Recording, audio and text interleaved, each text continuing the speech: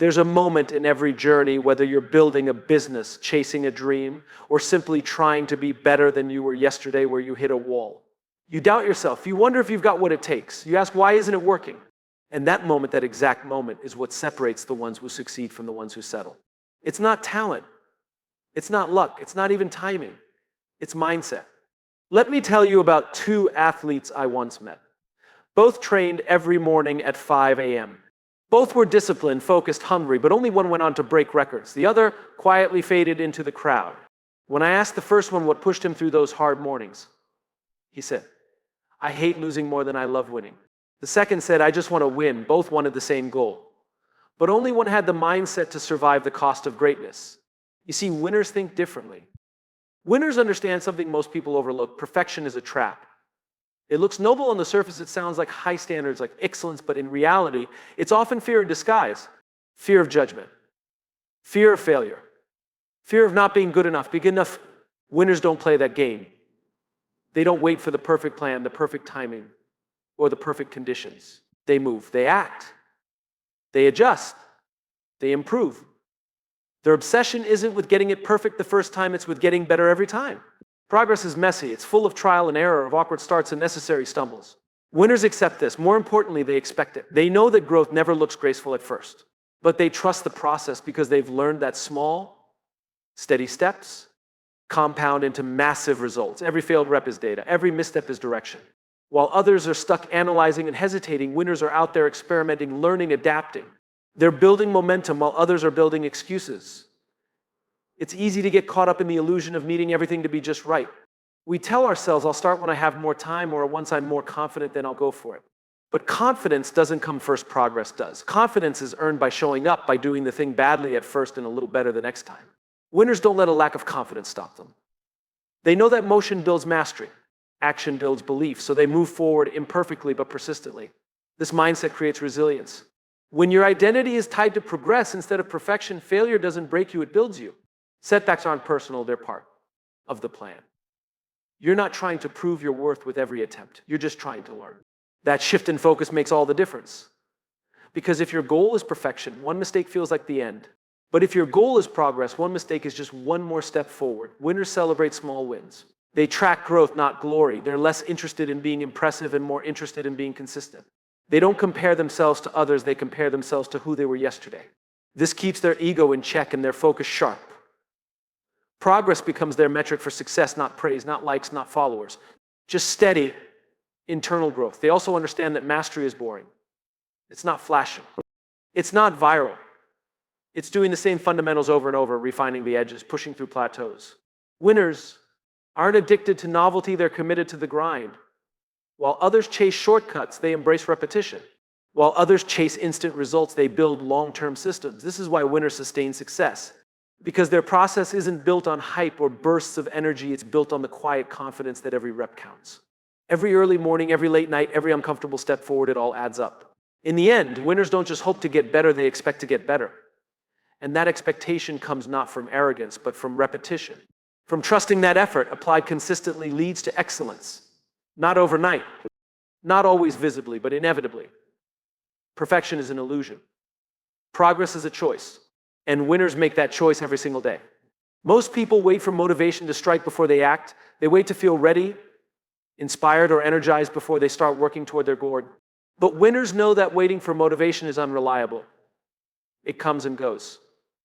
Some days you wake up feeling unstoppable. Other days you can barely get out of bed. If your progress depends on how motivated you feel, your results will be inconsistent at best and non-existent at worst. That's why winners don't depend on motivation.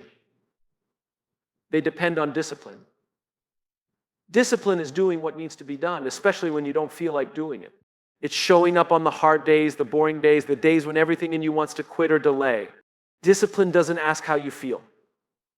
It asks what needs to be done right now. It's not emotional, it's functional. And that's why it works. Motivation is like a spark, it can ignite action, but it fades quickly. Discipline is like a furnace. It keeps burning day after day, regardless of how you feel. Winners don't rely on sparks. They build the furnace. They create systems, habits, and routines that carry them through the ups and downs. They train themselves to act according to a standard, not a mood. There's nothing glamorous about discipline. It's quiet, repetitive, and often uncomfortable. But it's in that discomfort that growth happens. Discipline teaches you to override your impulses. It strengthens your ability to choose long-term reward over short-term pleasure. It's how you build self-respect by keeping the promises you make to yourself, especially when no one's watching. Many people think discipline is about forcing yourself to suffer, but that's not true. Discipline is a form of self-care. It's giving your future self a gift when you choose to work out instead of sleep in, when you study instead of scroll, when you practice instead of procrastinate, you're investing in the person you're becoming. Motivation tells you to chase what feels good now. Discipline tells you to pursue what will feel good later. Winners know that discipline creates momentum. The first few days of a new habit are the hardest, not because the work is difficult, but because the brain resists change.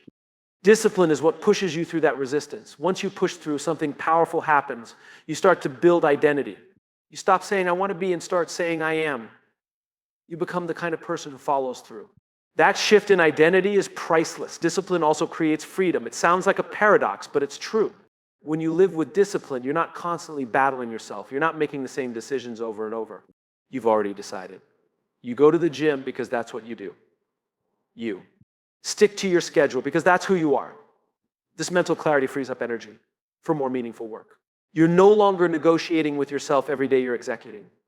The truth is, you won't always feel like doing the hard things. Even the most driven people have days where they feel tired, frustrated, or uninspired. But they act anyway. That's what separates winners. Not their talent, not their resources. Their discipline. They've learned that real success isn't about doing extraordinary things once it's about doing ordinary things consistently. Over time, discipline compounds. It builds confidence, character, and results. It turns intention into achievement. So while others wait to feel ready, winners take action. Not because they're always motivated, but because they're always disciplined. Failure is one of the most misunderstood parts of success. Most people treat it like a dead end, as if failing means something is over, as if it's proof they weren't good enough. But winners don't see failure that way. To them, failure is never final. It's not a conclusion. It's feedback. It's information. It's a signal that something didn't work, not that they didn't work. This shift in perspective changes everything. When you treat failure as feedback, you remove the shame from it. You stop personalizing it. You start asking better questions. What can I learn from this? Where did I go wrong? What needs to change next time? Winners don't avoid failure, they analyze it. They use it as a mirror, not a label. Every breakthrough is built on a foundation of setbacks. Behind every strong, confident, capable person is a long list of mistakes, missteps, and moments of doubt. The difference is that they didn't stop there. They didn't let those moments define them. They used them, they learned, they adjusted, and they tried again. Failure, when viewed correctly, is one of the most valuable tools for growth. It's honest. It reveals weaknesses you might have missed, blind spots you weren't aware of, strategies that look good on paper but didn't hold up in practice. Most of what you really need to know about getting better, about becoming the person who can win, won't come from success.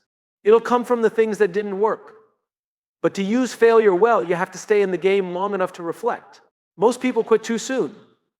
They hit one wall and turn back. They interpret struggle as a sign that they're not cut out for it. But winners know struggle is part of the process. They expect resistance. They know that resilience isn't built when things go smoothly, it's built when you fall and get back up over and over again. Think about anyone you admire, an athlete, a leader, a creator. Their story isn't a straight line. It's full of setbacks. What makes their story powerful isn't that they avoided failure, it's that they refused to be defined by it. They used every failure as fuel. That's the mindset that turns pain into power. Another key difference is how winners talk to themselves after failure. They don't say, I failed, so I'm a failure. They say, I failed, so I've got more to learn. That mindset protects their confidence.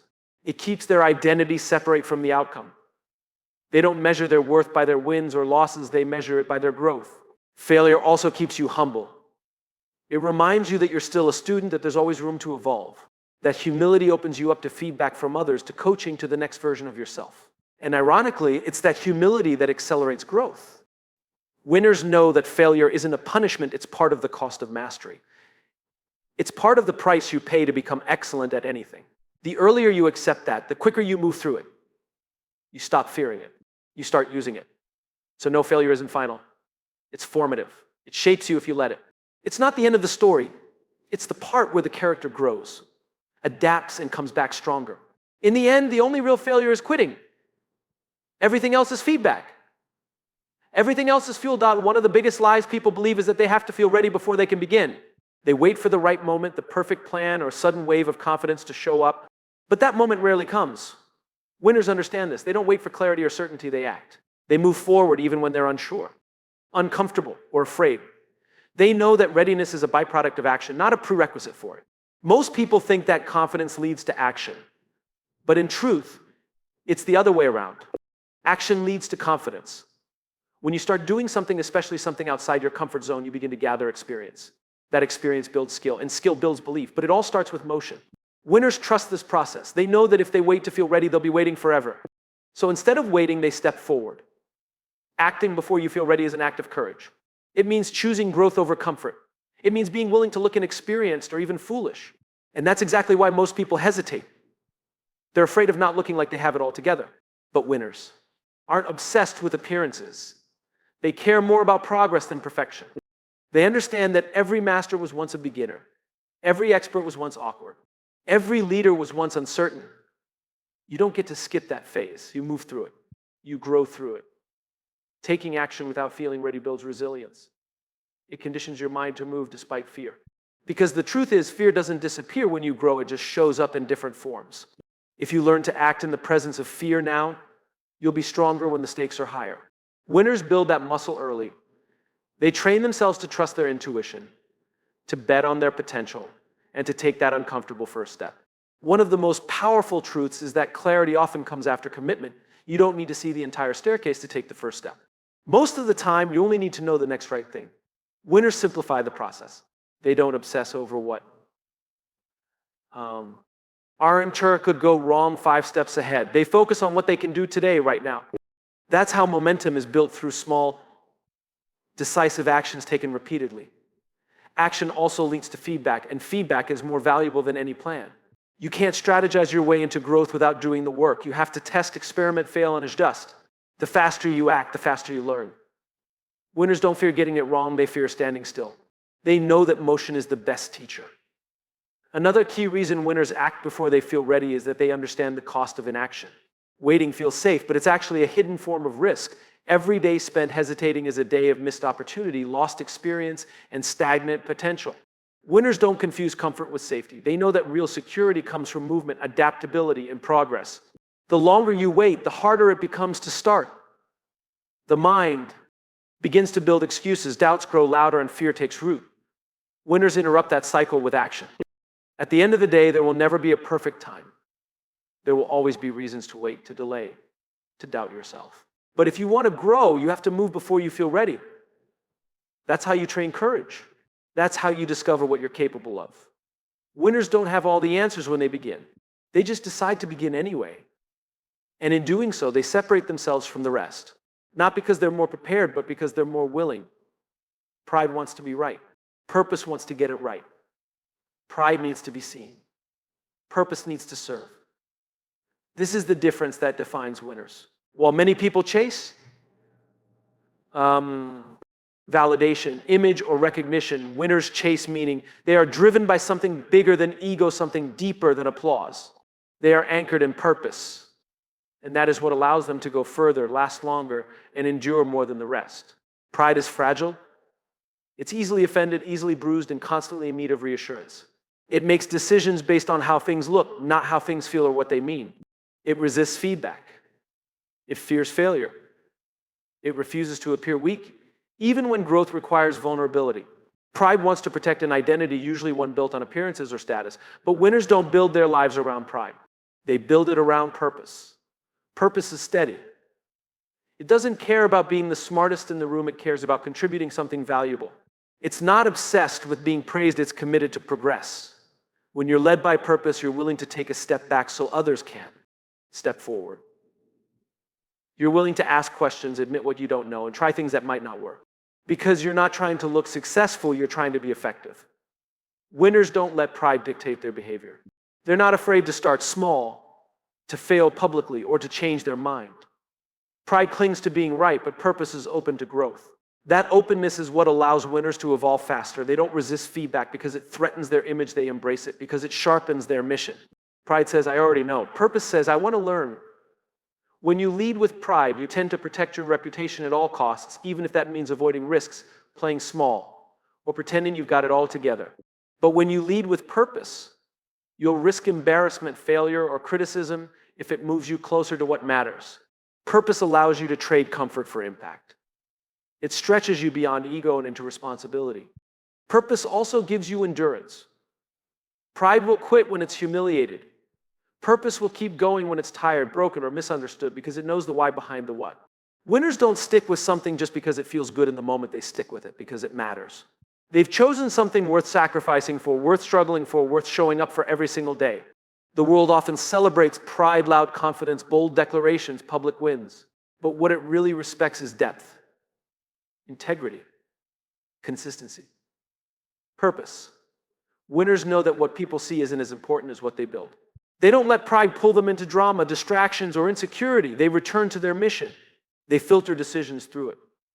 They remind themselves constantly that the goal is not to be admired, it's to make a difference. Pride fades, purpose compounds. One burns hot and fast, the other burns long and true. And when things get hard, when the pressure hits, the criticism comes, or the path gets lonely, it's not pride that will keep you grounded. It's purpose. It's knowing that what you're doing matters more than how it looks. That's what gives winners their calm, their focus, their drive. So while others chase attention, winners chase alignment. While others protect their image, winners protect their integrity. And while others fall apart when their pride takes a hit, winners rise again and again because their purpose is greater than their pride. Talent may get you noticed. But consistency is what keeps you in the game. It's not the grand gestures, viral moments, or lucky breaks that separate the exceptional from the average. It's the small, unglamorous habits repeated day after day, long after the initial motivation fades. Winners understand this. They know that greatness isn't created in spurts of inspiration. It's built in the quiet, routine moments when no one is watching. Consistency is the bridge between goals and results. Everyone wants to succeed. Most people even know what they need to do to get there, but very few are willing to show up and do it consistently. That's what makes the difference. It's not intelligence, not potential, not luck. It's showing up, especially on the days you don't feel like it. That's the real test. Winners don't rely on mood or motivation to guide them. They build systems. They create habits. They structure their days so that action becomes automatic. They don't wonder if they feel like practicing, training, writing, or showing up. They do it because it's part of who they are. They've turned discipline into identity. And that's what makes them unstoppable. Average performers work when conditions are ideal. Exceptional performers work regardless of conditions. They understand that excellence is less about intensity and more about consistency. It's not about how hard you can go for a week, it's about what you can sustain for years. Winners play the long game. They focus on being consistent, not perfect. The truth is, consistency is boring. It's repetitive. It lacks the instant gratification that so many people crave. But that's exactly why it works. While others get distracted, burn out, or chase the next shiny thing, winners keep showing up. They keep planting seeds, trusting that results will follow. And they do. Not overnight, not dramatically, but predictably. Consistency also builds trust internally and externally. When you show up for yourself day after day, you begin to believe in your own ability to follow through. That belief compounds into confidence. You don't second guess yourself because you've proven that. You can be counted on. People around you begin to notice too. They see that you're dependable, that you're not just talk, that your actions match your ambition. There's power in being the person who always shows up. That kind of reliability is rare and it's valuable. It creates momentum, and momentum turns effort into results. Winners don't try to do everything at once. They focus on doing the right things consistently. Over time, that adds up to excellence. Consistency is also how you master your craft. You don't get good by occasionally working hard. You get good by relentlessly practicing, tweaking, failing, and trying again. Winners aren't always the most gifted, but they become the most skilled because they outwork everyone else with a level of consistency that looks boring from the outside but becomes brilliant over time. And when setbacks happen, as they inevitably do, it's consistency that brings you back. You don't spiral or lose direction because you've built habits that anchor you. You don't need to rebuild from scratch. You just keep going. That's what makes winners resilient. They don't break under pressure because they've trained for it day in and day out. In the end, success is not about occasional brilliance. It's about sustained effort. Winners know that real growth happens in the repetition, in the daily grind, in the invisible work that compounds behind the scenes. That's what separates the exceptional from the average. Not talent, not timing, but relentless, quiet, consistent action.